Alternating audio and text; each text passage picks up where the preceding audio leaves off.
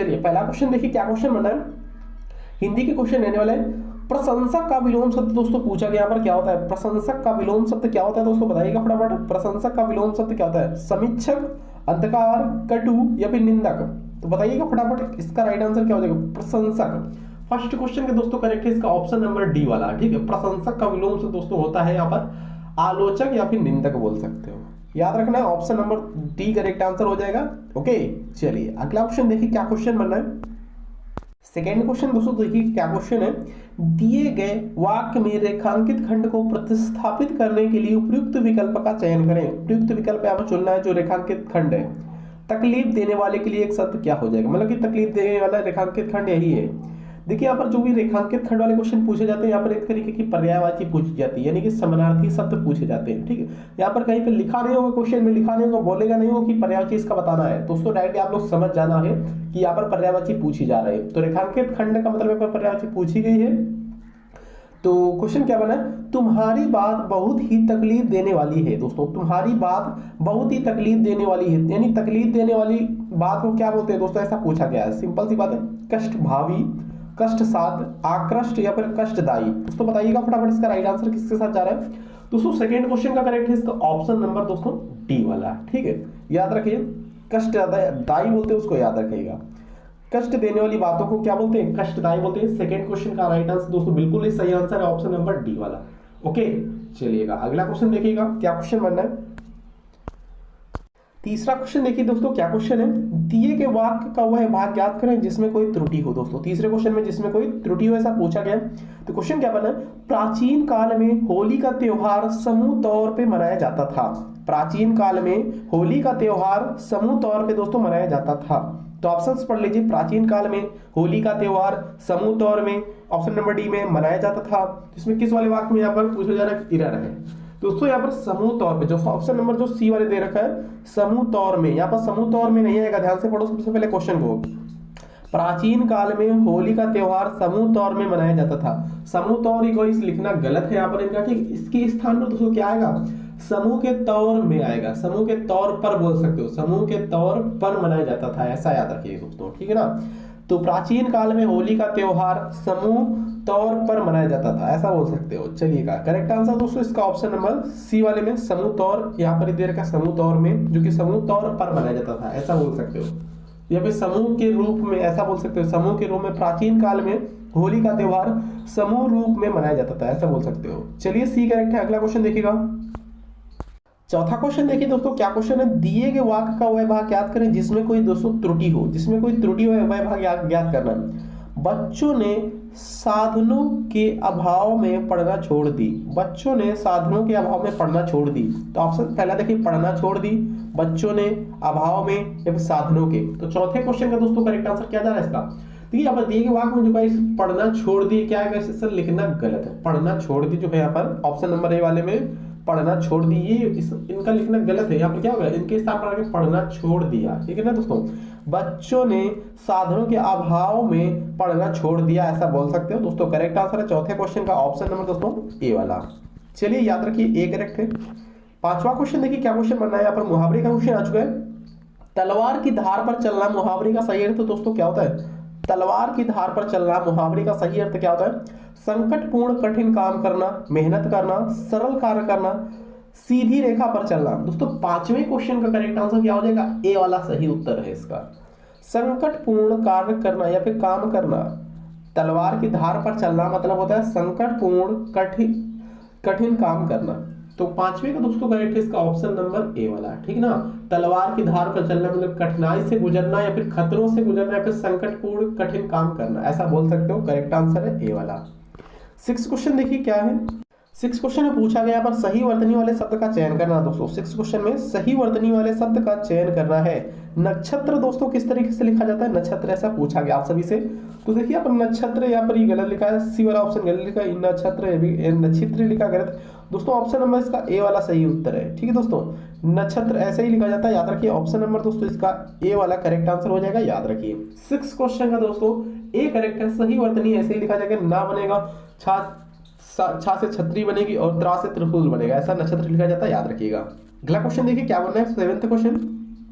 7 question पूछा गया है, जिसका परिमाण न जाना जा सके के लिए एक प्रयुक्त शब्द कौन सा होगा। जिसका परिमाण न जाना जा सके उसके लिए क्या एक शब्द आएगा, अपरिमेय, अपरिणाम या फिर अपरिमाण या फिर अपरिहार्य। दोस्तों करेक्ट आंसर 7 क्वेश्चन का इसका ऑप्शन नंबर ए वाला, ठीक है ना दोस्तों। याद रखिए, ए करेक्ट, अपरिमेय बोलते हैं उसको, याद रखना है। जिसका परिमाण न जाना जा सके उसको अपरिमेय बोलते हैं दोस्तों। जिसका यहाँ पर अपरिमाण का मतलब क्या होता है, अपरिमाण, जो ऑप्शन नंबर, हाँ इसका अपरिणाम, अपरिणाम का मतलब क्या होता है, ऑप्शन नंबर जो बी में दे रखा है। अपरिणाम का मतलब क्या होता है, जिसका कोई परिणाम ना हो। अपरिहार का मतलब क्या होता है, अति आवश्यक होता है। अपरिहार का मतलब अति आवश्यक, ये चीजें याद रखनी। 8वां क्वेश्चन देखिएगा तो पूछा गया 8वें क्वेश्चन में दिए गए वाक्य का वह भाग ज्ञात करें जिसमें कोई त्रुटि हो। त्रुटि वाला क्वेश्चन पूछा गया, सभी प्रीवियस क्वेश्चन है, याद रखिए। अपनी जीभ को लगाम दो अन्यथा ठीक नहीं होगी। अपनी जीभ को लगाम दो अन्यथा ठीक नहीं होगी, इसमें किस वाले वाक्य में एरर है, option number A B C या फिर डी। अन्यथा ठीक नहीं होगी, लगाम दो या फिर अपनी जीभ को, option number A B C या फिर टी। तो दोस्तों बताइएगा, अन्यथा ठीक नहीं होगी या लिखना दोस्तों यहाँ पर एक गलत है। ऑप्शन नंबर यहाँ पर बी करेक्ट आंसर हो जाएगा, अन्यथा ठीक नहीं होगा होगा यहाँ पर, ठीक है, अन्यथा ठीक नहीं होगा। अपनी जीभ पर लगाम दो अन्यथा ठीक नहीं होगा, मतलब कि जीभ लगाम दो मतलब कि गाली गलौज बक रहा होगा, ठीक है। तो ऐसा मतलब कि बोला जा रहा है कि अपनी जीभ पर लगाम दो या अपनी जबान पे लगाम दो वरना ठीक नहीं होगा, अन्यथा ठीक नहीं होगा। यहाँ पर पूछा, यहाँ पर लिख दिया है अन्यथा ठीक नहीं होगी, जो कि ये गलत है। ऑप्शन नंबर दोस्तों बी करेक्ट है, याद रखिए। यही इसमें ढूंढना होता है, त्रुटियों वाले क्वेश्चन ऐसे ही होते हैं, सिंपल क्वेश्चन होते हैं। अपनी जीभ को लगाम दो अन्यथा ठीक नहीं होगी लिखा था, जबकि यहाँ पर होना चाहिए अन्यथा ठीक नहीं होगा, ऐसा लिखना चाहिए, बी करेक्ट है। अगला क्वेश्चन देखिएगा। देखिए दोस्तों यहाँ पर रेखांकित खंड वाला क्वेश्चन फिर से यहाँ पर आ चुका है। रेखांकित खंड का मतलब मैंने बता ही दिया है, बहुत बार बताया। पर्यायवाची शब्द होते हैं रेखांकित खंड का मतलब, यानी कि रेखांकित खंड का मतलब यहाँ पर पर्यायवाची या फिर समानार्थी शब्द बोल सकते हो। दिए गए वाक्य में रेखांकित खंड को प्रतिस्थापित करने के लिए उपयुक्त विकल्प का चयन करें। शरण में आए व्यक्ति की सुरक्षा करनी चाहिए। शरण में आए हुए क्या बोलते हैं, शरणागत, शरण प्रिय या फिर आरक्षित या फिर शरण मुक्त। दोस्तों 9वें क्वेश्चन का करेक्ट आंसर क्या हो जाएगा इसका, शरण में आए हुए लोगों को क्या बोलते हैं, शरणागत बोलते हैं, याद रखिए। इसका करेक्ट आंसर है ऑप्शन नंबर दोस्तों ए वाला, ठीक है। शरण में आए हुए व्यक्ति की सुरक्षा करनी चाहिए, शरण में आए हुए को क्या बोल सकते हो, शरणागत। ऑप्शन नंबर दोस्तों ए करेक्ट आंसर है इसका, याद रखिएगा। अगला क्वेश्चन देखिए क्या है, 10th क्वेश्चन देखिएगा। यहाँ पर 10 से 14 तक question same to same question, 10, 11, 12, 13, 14 यानी 5 क्वेश्चन ऐसे ही आएंगे। पैसेज से क्वेश्चन आएंगे, गद्यांश से क्वेश्चन आने वाले हैं। निम्नलिखित गद्यांश में रिक्त स्थानों की पूर्ति के लिए गद्यांश नीचे दिए गए प्रश्नों के अनुसार उत्तर यहाँ पर देना है। कई दिनों मतलब कि कई दिनों ने यहाँ पर कई दिन वहां रखने पर मुझे इस साध्वी की खालिस्तान के बारे में बहुत कुछ मालूम हो गया। तो यहाँ पर क्या आ जाएगा, क्या इसका करेक्ट आंसर हो जाएगा दोस्तों। इसका राइट आंसर क्या हो रहा है, 10th क्वेश्चन में दिनचर्या हो जाएगा। ऑप्शन नंबर दोस्तों इसका बी करेक्ट आंसर हो जाएगा, ठीक है दोस्तों, दिनचर्या हो जाएगा। कई दिन वहां रहने पर मुझे इस साध्वी की दिनचर्या के बारे में बहुत कुछ मालूम हो गया। दिनचर्या आएगा यहाँ पर, याद रखना आप सभी को। अगला क्या बनना है फिर उसके बाद में, मालूम हो गया। प्रातः काल उसके आश्रम में निरंतर आती हुई तुलसीदास के भजनों की स्वर लहरी मेरी सोई हुई आत्मा खालिस्तान को कर देती थी। क्या कर देती थी, जागृत, उदास, विचलित या फिर चंचल। तो क्या कर देती थी दोस्तों, यहाँ पर सोई आत्मा को जगाना यानी कि जागृत करना बोल सकते हो यहाँ पर, ठीक है, जागृत कर देती थी। ऑप्शन नंबर दोस्तों ये करेक्ट है। क्वेश्चन क्या बनना था, फिर से यहाँ पर एक बार पढ़ लीजिएगा। प्रातः काल उसके आश्रम में निरंतर आती हुई तुलसीदास के भजनों की स्वर लहरी मेरी सोई हुई आत्मा जागृत कर देती, आत्मा को जागृत कर देती थी, ऐसा बोल सकते हो, ठीक है। कितने दिनों से मैं रेल पेल व भागम भाग से खालिस्तान वातावरण में आने की बात सोच रहा था। तो यहाँ पर क्या आ जाएगा, आने की आत्मा मतलब कि हाँ, कितने दिनों से मैं रेल पेल व भागम भाग से खालिस्तान वातावरण में, यहाँ पर क्या आ जाएगा, शांत वातावरण में, प्रभावित वातावरण, दूषित या संलग्न वातावरण में क्या आ जाएगा। तो यहाँ पर आ जाएगा राइट आंसर शांत वातावरण। देखिए ये करेक्ट आंसर यहाँ हो जाएगा। देखिए कितने दिनों से मैं रेल पेल व भागम भाग से शांत वातावरण में आने की बात सोच रहा था। अब क्या अगला क्या बना है, इस युग में भविष्य के प्रति खालिस्तान हमें जल्दी निर्णय लेने से रोकती रहती है। क्या रोकती रहती है? भविष्य के प्रति 13 क्वेश्चन देखिएगा, भविष्य के प्रति आशा, निश्चिंत, हताशा या फिर आशा। तो आशंका हो जाएगा इसका करेक्ट आंसर। ठीक है दोस्तों, आशंका, भविष्य के प्रति आशंका, ए वाला करेक्ट है। इस युग में भविष्य के प्रति आशंका हमें जल्दी निर्णय लेने से रोकती रहती है, फिर भी भीड़ से दूर निकलने की बलवती खालिस्तान किसके मन में रह रहकर नहीं जाग उठती? 14 क्वेश्चन में इसमें क्या आ जाएगा? लालसा, उत्सुकता, तृष्णा या फिर इच्छा। दोस्तों इसका करेक्ट आंसर आ जाएगा, राइट आंसर किसमें जा रहा है? राइट आंसर दोस्तों इसका ऑप्शन नंबर डी के साथ। ठीक है, इस स्थान पर बलवंती के स्थान पर क्या आ जाएगा? बलवती के साथ दोस्तों क्या आ जाएगा? इच्छा का प्रयोग किया जाएगा, याद रखिए दोस्तों। ठीक है ना, इच्छा का प्रयोग किया जाएगा 14 क्वेश्चन में। फिर भी भीड़ से दूर निकलने की बलवती इच्छा किसके मन में रह कर नहीं जाग उठती? दोस्तों करेक्ट आंसर यहाँ पर आएगा इच्छा। करेक्ट आंसर है 14 का डी वाला। अगला क्वेश्चन देखिए, डी करेक्ट है 14 का। 15 क्वेश्चन देखिए, आयुष्मान का पर्यायवाची शब्द दोस्तों क्या होता है? आयुष्मान का पर्यायवाची शब्द क्या होता है?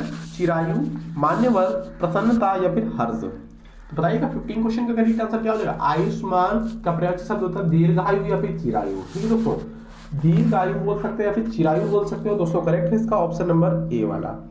ए वाला दोस्तों राइट है, याद रखना है। अगला क्वेश्चन देखिएगा 16 क्वेश्चन क्या है?